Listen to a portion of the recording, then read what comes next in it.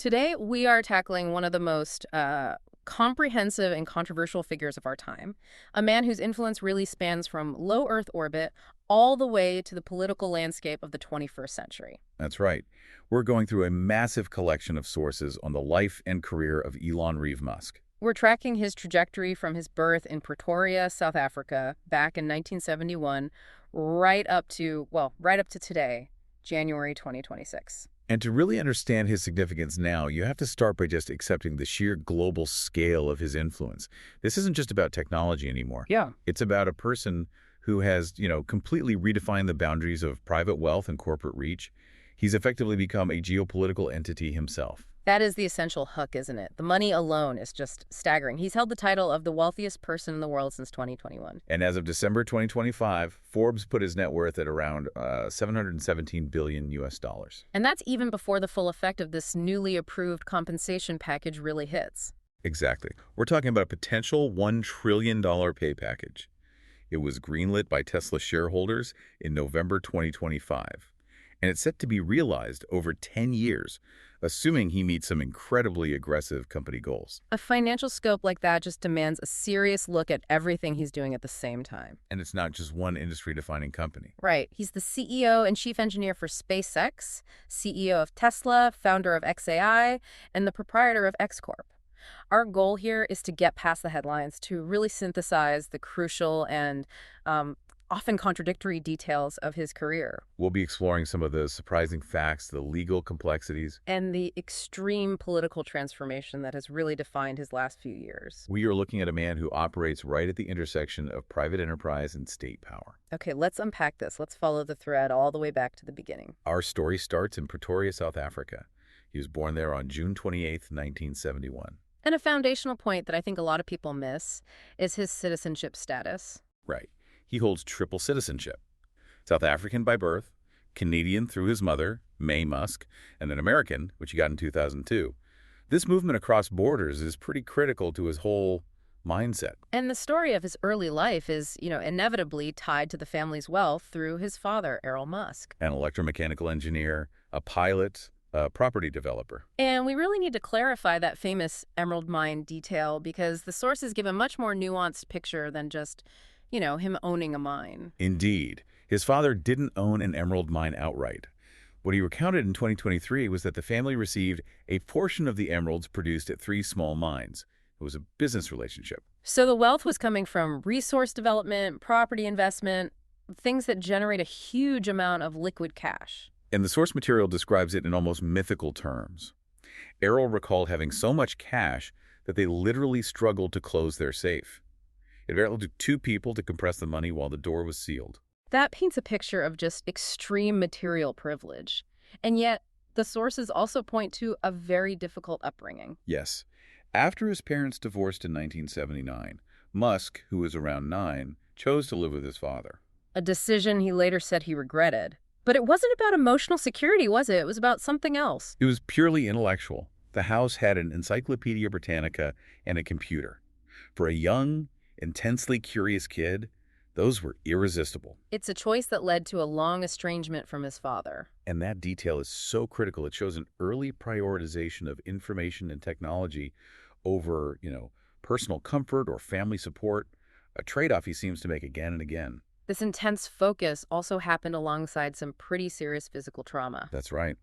After an altercation with another student at school, he was thrown down a concrete staircase and severely beaten. So badly that he had to be hospitalized. And the sources detail this difficult dynamic with his father around the incident. His father allegedly berated him after he was discharged, though Errol has denied this. Errol's claim was that Musk had provoked the other boy, whose father had recently died. Regardless of the exact details, it paints a picture of an environment where intellectual drive was everything, and authority figures were, volatile. And that intellectual drive was channeled heavily into reading. An enthusiastic, prolific reader, he credits his early ambition in part to classics like The Lord of the Rings, the Foundation series by Asimov, and The Hitchhiker's Guide to the Galaxy. All stories that are fundamentally about civilization's resilience against collapse and the power of technology to solve problems. You can see the themes right there. And his tech skill was all self-taught. At age 10, he taught himself to program from the user manual of a Commodore VAC-20. And by 12, he sold his first video game, a basic-based game called Blaster. He sold it for about $500. Which, adjusted for inflation, is around $1,600 today. He was monetizing his IP from a very early age. The next phase is him making a very conscious choice to leave South Africa. He applied for a Canadian passport through his mother. To avoid South Africa's mandatory military service, he publicly stated it would have forced him to participate in the apartheid regime. It was a clear, politically motivated decision. So he arrives in Canada in June 1989, and it's a huge shock. He goes from that extreme wealth to manual labor. A series of odd jobs, farm labor, and most notably, cleaning a lumber mill boiler room. And he sought that job out specifically, right? Because at $18 an hour, it was the highest paying job he could find.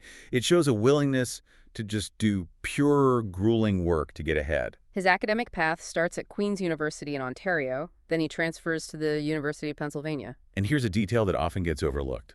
While he often claimed he got his degrees in 1995, the university didn't officially award them until 1997. And he walked away with two, a Bachelor of Arts in Physics and a Bachelor of Science in Economics from the Wharton School. That blend, pure science and practical finance, that's the exact formula we see in his businesses later on. The moment he's done with his degrees, he jumps right into the dot-com world. In 1995, he and his brother Kimball co-found Zip2. It was a web software company, basically developing online city guides, putting the newspaper directories online. And to get funding, he showed a very early flair for the theatrical. He did. The sources describe him building this large, custom plastic shell and putting a standard computer inside it. Why? He presented it to investors as a small, specialized supercomputer that powered their services. That's incredible. It showcases a theme we see again and again, even now. Selling the vision, the narrative, often comes before the fully delivered product. And he mastered that art of presentation early on to secure capital. A strategy that paid off very quickly. Compaq acquired Zip2 in 1999. And Musk got a substantial $22 million for his 7% share. He immediately takes that money and in 1999 co-founds X.com. Which was an early, federally insured online bank, a quick pivot into financial technology. But this also marks the start of a repeating pattern of internal conflict. At X.com, he was replaced as CEO by Bill Harris almost immediately. He came back after they merged with Confinity, which had the more popular PayPal service. But then he was ousted again in 2000 by the board. And the core conflict was a technological one. Musk was pushing for Microsoft software, while the other co-founders, like Peter Thiel, successfully argued for the more stable Unix architecture. That technical instability plus a lack of a cohesive strategy led the board to replace him with Thiel. Yet, when eBay acquired PayPal in 2002, Musk was still the largest shareholder. He held 11.72% of the shares, netting him a massive $175.8 million. What's truly fascinating here is how quickly he accumulated this colossal amount of liquid capital. Hundreds of millions of dollars. But at the same time, he showed this underlying tension with institutional leadership. He successfully starts and funds these ventures, but the day-to-day corporate governance often throws him out. It really sets the stage for everything that comes next. So with all that capital, his next goal wasn't just to make more money. It was something much bigger. It was to find the biggest, most complex, and most expensive problems he could solve. And that meant leaving Earth, which led to the founding of SpaceX in 2002. The initial reason for SpaceX is almost, more like a story than reality. It was about funding a growth chamber for plants on Mars. Symbolic gesture, a way to inspire the world about space travel again. But to do that, he needed cheap rockets. And that need for cheap transport led him to Moscow. 2 pivotal and unsuccessful trips.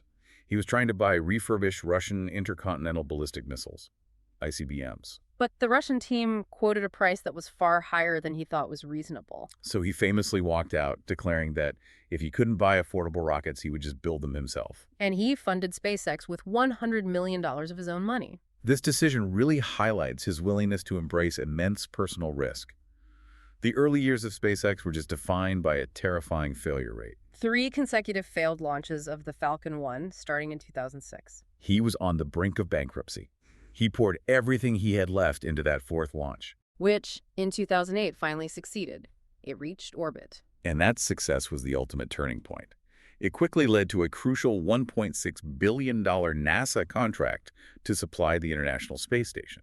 Essentially replacing the retiring space shuttle fleet. That government contract was the lifeline that saved the company. And from there, the technological milestones just kept coming. In 2012, the Dragon spacecraft became the first commercial vehicle to dock with the ISS.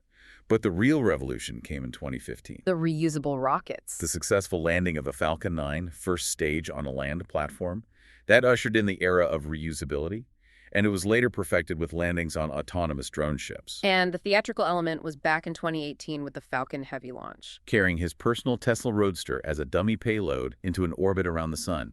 More critically, though, SpaceX cemented its role as a core U.S. government partner in 2020. When it became the first private company to launch astronauts into orbit, the Demo 2 mission, their expertise is now so entrenched that in 2024, NASA awarded them an $843 million contract just to deorbit the ISS at the end of its life. Which leads us directly into Starlink, a project that is just staggering in its scale and increasingly complex in its geopolitical role. The scale is immense. The project cost was estimated at $10 billion.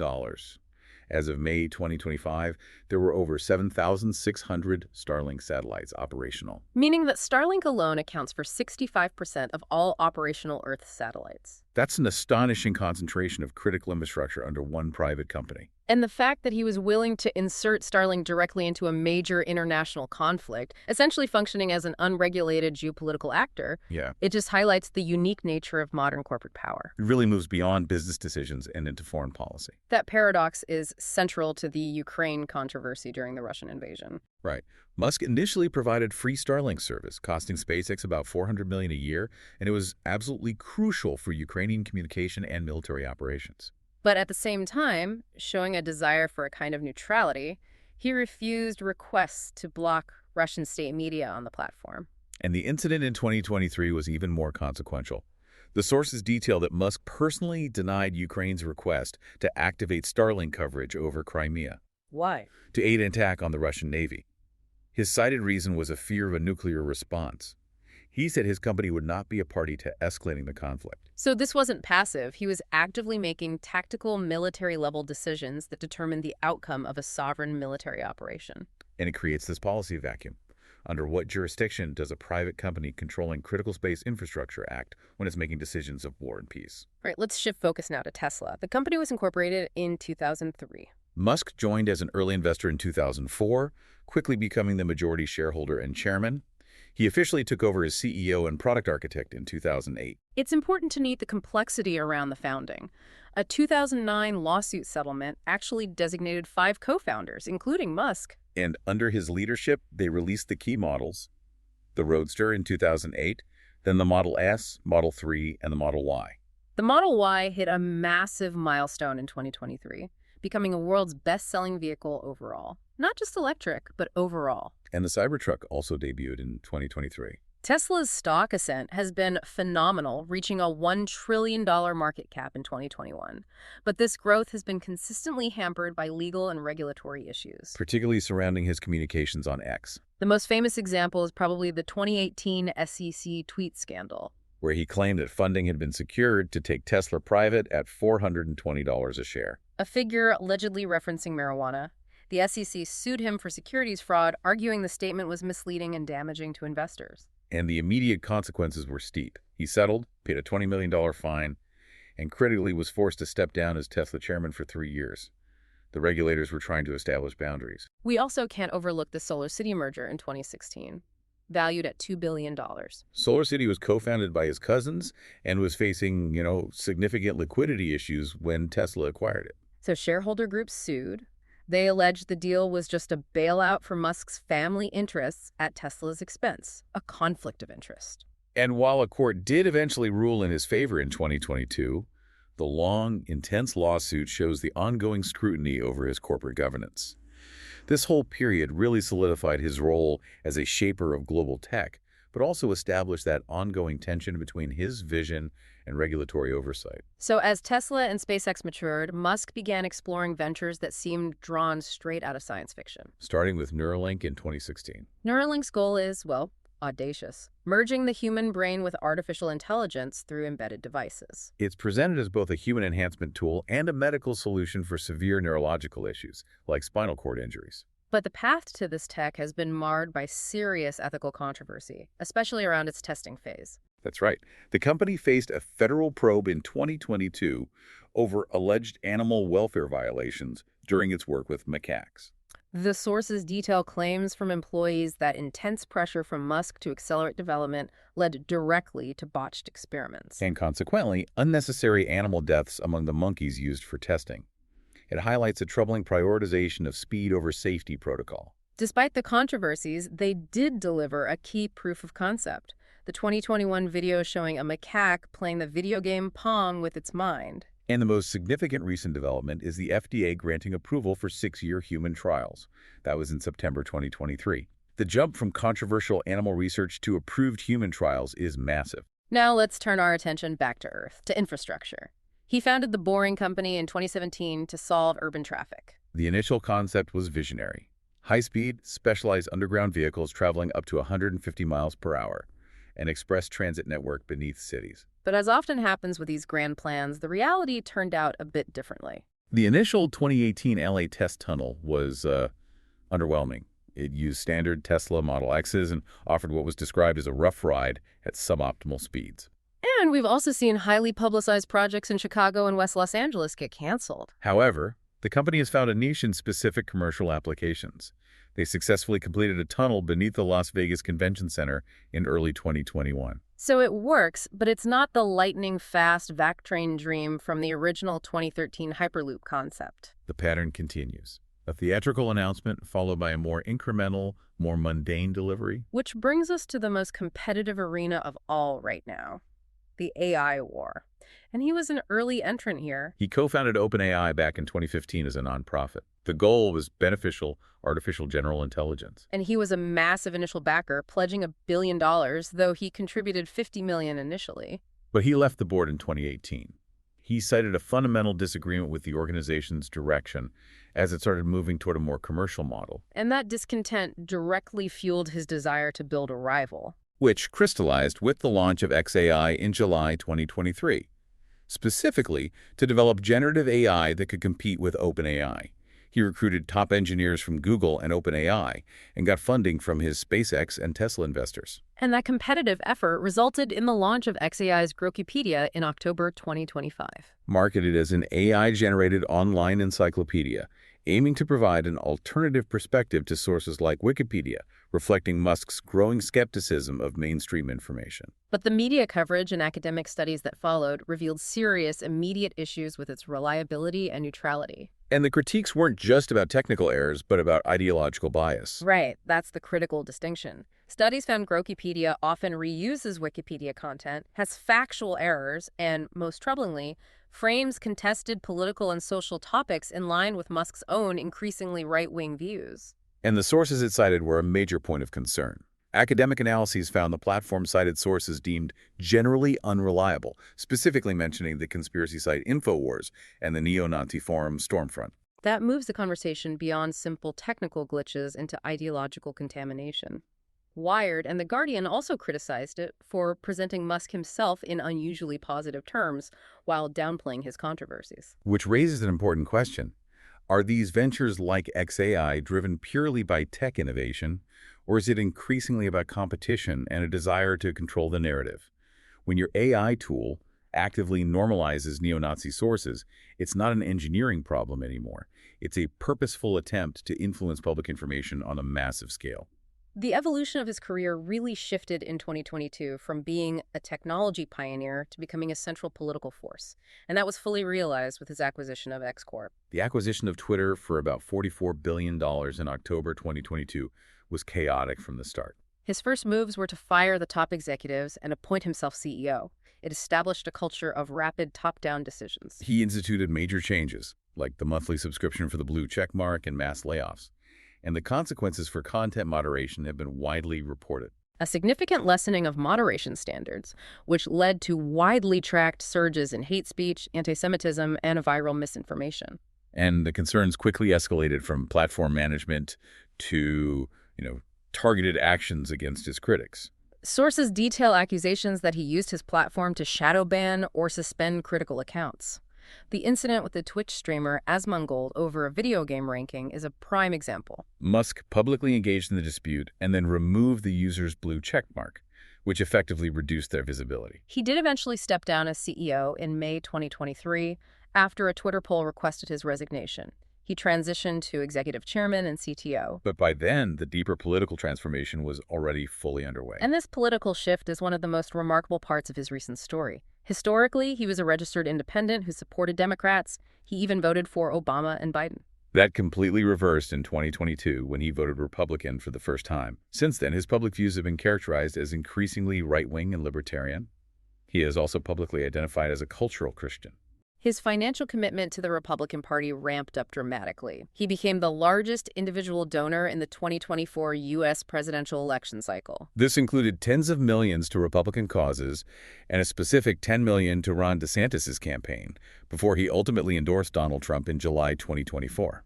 And his platform, X, was actively used during the campaign to promote conspiracy theories and falsehoods about election fraud and immigration. And the impact wasn't limited to the United States. An NBC News analysis found he has actively boosted far-right political movements in at least 18 countries across 6 continents since 2023. Parties like Alternative for Germany and Reform UK and Britain, European leaders in France, Germany, and Norway voiced strong public criticism of his political interference. Which highlights the unprecedented level of sway a single private individual now holds over global politics. And this political ascent reached its peak with his temporary role in the second Trump administration. The Department of Government Efficiency, or DOGE. DOGE was established by executive order in January 2025. Musk served as senior advisor to the president and the de facto head of the organization. The stated goals were incredibly broad and disruptive. Cut the federal budget, consolidate agencies, and potentially eliminate bodies like the Consumer Financial Protection Bureau. Musk publicly claimed the final goal was for the organization to delete itself. There was significant legal controversy over his exact title. Right. The White House initially denied he was an official federal employee, but a judge later ruled that Musk acted as the de facto leader of DOGE, cementing his role as an agent of state power. And this period generated the most intense public backlash because of the severe, quantifiable results of DOGE's budget cuts. Specifically, Bill Gates publicly and harshly accused Musk of killing the world's poorest children through massive cuts to U.S. aid programs. The sources detail modeling from Boston University, which estimated that these cuts had resulted in about 300,000 deaths by May 2025, mostly children. And projections indicated that number would rise to 400,000 children and 200,000 adults by November 2025. The scale of that human cost just underscores the real-world, deadly impact of his temporary government authority. This is policymaking with quantifiable, tragic consequences. We also need to address the extremely controversial gesture he made at Trump's second inauguration in January 2025. He thumped his right hand over his heart and then extended his right arm out at an upward angle. A gesture that was globally interpreted by many as a Nazi or fascist Roman salute. It's illegal to perform in countries like Germany. And while Musk dismissed the accusations as dirty tricks, the undeniable response was that neo-Nazi and white supremacist groups publicly celebrated it as a Nazi salute. This led multiple European political parties to call for him to be banned from entering their countries. His time in government was short-lived. It ended in May 2025, and right after, a public feud erupted with Trump over the omnibus spending package, which Musk denounced as a disgusting abomination. The feud escalated dramatically. In June 2025, Musk posted on X that Trump was featured in the Epstein files. Trump quickly responded by threatening to cut Musk's massive government contracts with SpaceX. This pressure led to Musk publicly apologizing, stating the tweets went too far. A clear illustration of the volatile nature of his political alliances and the high stakes involved. Looking at the last year, 2025, his financial and legal landscape has been particularly intense. The wealth trajectory is almost unprecedented. After crossing $300 billion in 2021, he hit $400 billion in December 2024, $500 billion in October 2025, and then vaulted past $700 billion later in December 2025. Overwhelmingly driven by his stakes in Tesla and SpaceX. A major factor in that jump was the outcome of his long, complex compensation battle. In January 2024, a Delaware judge had rescinded his 2018 $55 billion Tesla pay package. calling it an unfathomable sum and arguing the process was unfair to shareholders. But the Delaware Supreme Court overturned that decision in December 2025, restoring the full package. The reversal was complex. It hinged partly on the argument that the lower court misapplied the standard for evaluating the fairness of a shareholder vote. But despite that financial victory, his legal troubles with the SEC are relentless. The SEC has filed multiple lawsuits, including in October 2023 and January 2025, demanding he testify in their investigation over his Twitter stock purchase. A judge ruled in February 2024 that he must testify again. And separately, his philanthropy, the Musk Foundation, has also been scrutinized. By the end of 2021, the foundation held $9.4 billion in assets, but faced criticism for its low payout ratio. There was that high-profile controversy over world hunger, after which he donated $6 billion. But he donated it internally to his own foundation, not directly to the World Food Program. Let's discuss some of the personal details that have entered the public domain, specifically regarding his alleged substance use. Reports from the Wall Street Journal and the New York Times alleged his use of various drugs, including ketamine, marijuana, LSD, and cocaine. Musk eventually confirmed he uses doctor-prescribed ketamine for occasional depression. He specified he takes a small amount once every other week or something like that. He justified it by saying he had passed all necessary drug tests and that if any substance improved his productivity, he would be open to taking it. Though the New York Times investigation did highlight concerns from close associates about overuse and its potential connection to his more erratic public statements. This intense focus on performance even manifests in his leisure activities, like video gaming. He admitted to account boosting, which is basically cheating by hiring outside services to maintain top player rankings in games like Diablo 4 and Path of Exile 2. And his defense was that since all top accounts do it, he had to as well to remain competitive. It echoes his business ethos. Exactly. If the current rules prevent you from winning, you find a way to circumvent them. This extends to his cultural critiques, too, like tweeting that DEI kills art in response to video games he perceived as woke. Finally, we have to look at his rapidly expanding family life. He identifies as a pronatalist. He says that population decline is the greatest long-term threat to civilization.